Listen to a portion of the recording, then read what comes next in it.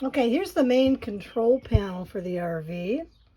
And basically, it just shows you what your tank levels are for your fresh water, your black water, your gray water. You have 2 gray waters. Okay, so this is where you check also if the battery is full.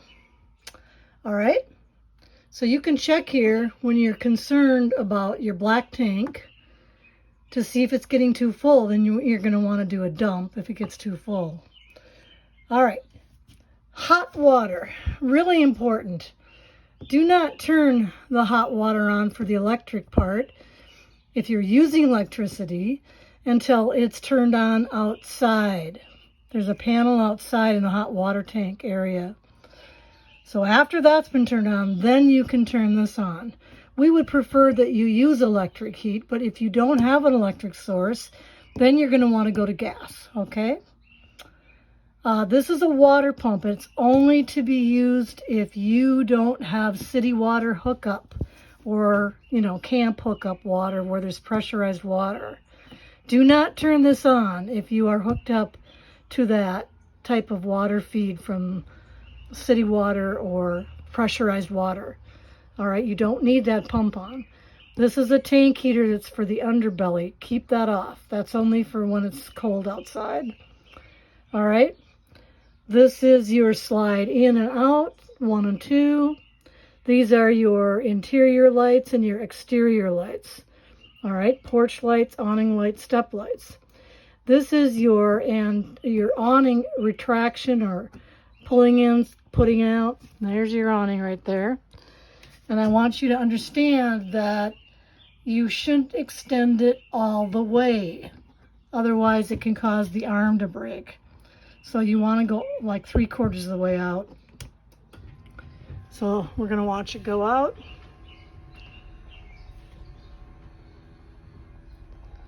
And I will stop it just at when the flap comes down, okay?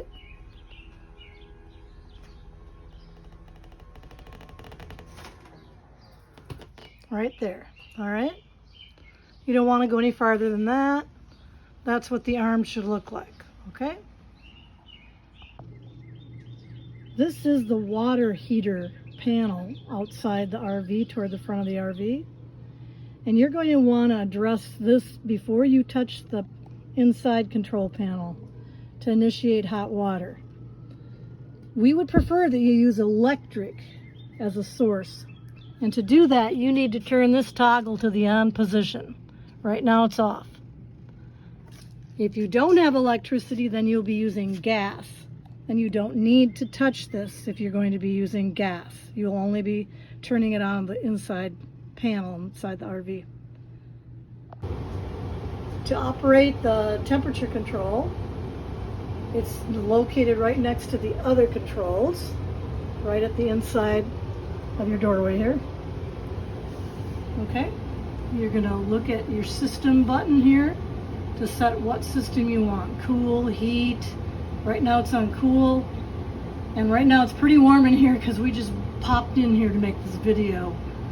And it's been sitting in the hot sun.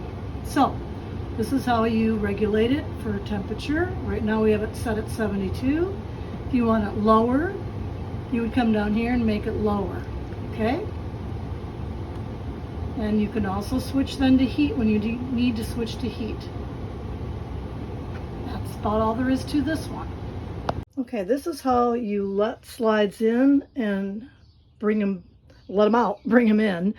You have to make sure that before you let it in, that the cupboard doors are properly shut. And then you can go ahead and use this button to go out.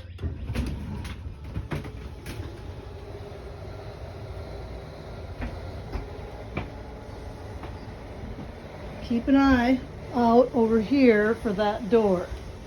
If that door came open, you want to stop and close it, okay? And when it's done sliding out, you will hear a click, click, click, like that. All right, now to get the second slide out, you want to open that door to the bedroom, turn the light on, so you can watch. And here's the second one going out.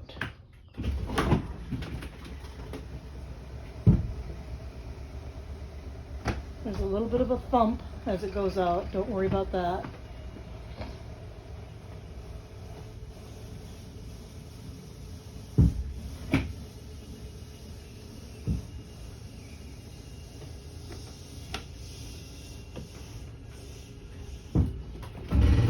You hear that click, click, click. That says it's done. All right, but before you bring them in, make sure that everything is cleared on either side of the bed, okay? And there's nothing on the floor before you bring the slide back in, okay? That's about it. This is your refrigerator, and this is how you turn it on. You hold down the set button for 15 seconds, and you'll see the panel light up blue when it starts. Okay, and there she is. Okay, and we have it right in the middle for the amount of cooling we want. That's all you have to do. And if you want to turn it off, that's what you do. You just hit this button, hold it down until it turns off. Okay? And that's all there is to this one. Stove and oven. It is a gas stove and oven. To the left is the igniter. Okay, that's what causes the spark that lights the gas. These are the individual dials. Press in, turn them to high, and ignite them. That's these three. This is the oven. And the oven has, if you can see it, a small flame here that you need to set it to before igniting. And then it has the temperatures on the side. And they run between 320 and 430. Okay, this is your shower controls. And there's a special feature. It's called a miser. This is the panel, or the little lever, to use to turn the miser on. Right now it's off. Well, you're going to use that to save water if you have to use the water tank instead of city water hookup. Okay, don't use it otherwise. So you're going to turn that up, and that's going to circulate the water as it's heating and send it back to the water tank so that we're not losing a bunch of water waiting for it to heat up, okay? On the back right-hand side of the RV are the water hookups. As you can see, this is the city water connection. And all the city water connection is whatever pressurized source you have, whether it be at a campground or in the city or at your house. It has to be pressurized water to go in there, and it will run continuously, and it will be just like your home. You'll have water pressure, and that's the preferred method. This is the tank flush. So if you're going to do a dump on your own of all the excess water, you need to run a tank flush through. And both of these hook up with just a standard garden hose and pressurized water. This is the antifreeze inlet, which is only for antifreeze for wintertime. On the other side, we have the portal for the tank. Okay, now the tank is what you use when you don't have access to pressurized water. And that has to be filled up, obviously, before you get to your destination, because if you're not going to have pressurized water at your destination, you're going to need a full tank of water. And so you do this just simply by putting a garden hose in. Be careful how you put it in. If you put it in too far, you will get a back feed out of it. So you want to put it in there and test it just so that the water runs in and doesn't run back out right away. Okay, cool. Okay, this is your exterior shower. You've got both hot and cold water, and you can use it for cleaning your feet off, cleaning your kids off, cleaning your dog off. Okay, when setting the ladder down, you're going to want to have the steps at the proper level so that you don't jack the threshold up. The way you do that is you've got a lever right here, and the steps will go, and these go back and forth, and you adjust those to to ground height. And you can see this is solid, and it has to be solid. If they're too far extended, if they're extended too far out, you will lift up the threshold. You won't be able to close the door if you try and force the door. You'll tear these out. Okay, when pulling the slides in, make sure that you start out with the bedroom first, with the door open to the bedroom, so you can watch it as it's sliding back in. Okay, so here's your control panel where you want to bring it back in, okay? And it's slide number 2.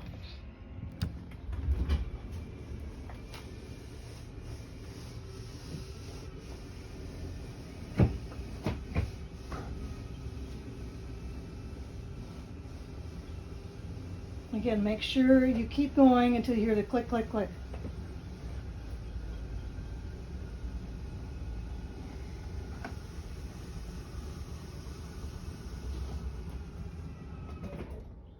Click, click, click. All right, now make sure this door is closed and your light is turned off before you bring the next slide in. Okay, that door is closed. You don't want the slide running into that door. Make sure that your cabinets are all closed nice and tight before you bring that kitchen area slide in. All right, and that is what we're going to do now.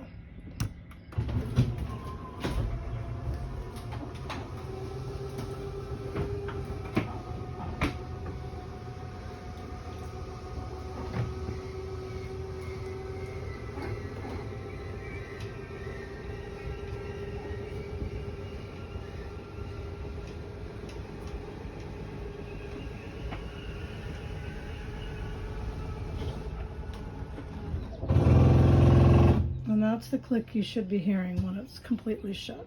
Sometimes it doesn't click, especially on that bedroom one. Depends upon if you're level or not. All right. Levelers, buttons above them. Pretty easy. Kevin's doing the back one. Getting ready to haul it, so we want the levelers up. Okay, this is the chains you're putting on the back of the truck. That's the last step. Yep. Then we're also going to now take up the wheel covers and put those in the storage bin on the outside. Okay, those should be kept on when it's stationary. Over the ball, the button up here for down drops it. It's on and secured, and this is the secure. This has to be snapped into place. You elevate it again so that the stabilizing bars can be attached. So we're going to elevate it up until the stabilizing bars get high enough to be set onto the brackets. Go. Once the stabilizers are above the brackets, you put them in place.